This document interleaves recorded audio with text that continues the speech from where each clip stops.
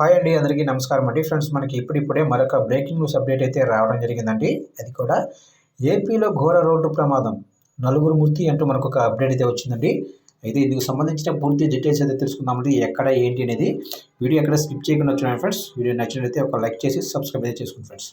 ఇక లేట్ చేయకుండా టాపిక్లోకి తెలిపోదాం. ఇక్కడైతే చూడండి ఫ్రెండ్స్, ఆంధ్రప్రదేశ్ రాష్ట్రంలోనే ప్రకాశం జిల్లాలో ఘోర రోడ్డు ప్రమాదం చోటు చేసుకుంది. కారు, ఆటో ఢీకొనడంతో నలుగురు మృతి చెందారు. జిల్లాలోనే పెదరావేడు మండలం దేవరాజు గట్టు దగ్గర జాతీయ రహదారిపై ఈ ప్రమాదం అయితే జరిగింది.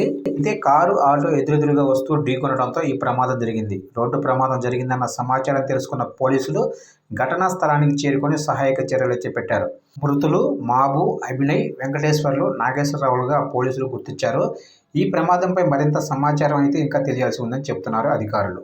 చూశారు కంటే మొత్తం మీదుగా రాష్ట్రంలోనే ప్రకాశం జిల్లాలో ఘోర రోడ్డు ప్రమాదం అయితే జరిగిందండి. అయితే కారు, ఆటో ఢీకొనడంతో నలుగురు అయితే మృతి చెందారు. అక్కడికక్కడే అయితే మొత్తం మీద చూసినట్లయితే ఇది ఒక విషాద సంఘటన అని మనం తెలుసుకోవచ్చు. ఏదేమైనప్పటికీ ఘోర ప్రమాదాలు రోజు రోజుకి పెరుగుతున్నాయండి. అయితే ప్రతి ఒక్కరు కూడా అలర్ట్గా, జాగ్రత్తగా, చిన్నంగా అయితే వెళ్ళమని నా సలహా, సూచన ఫ్రెండ్స్.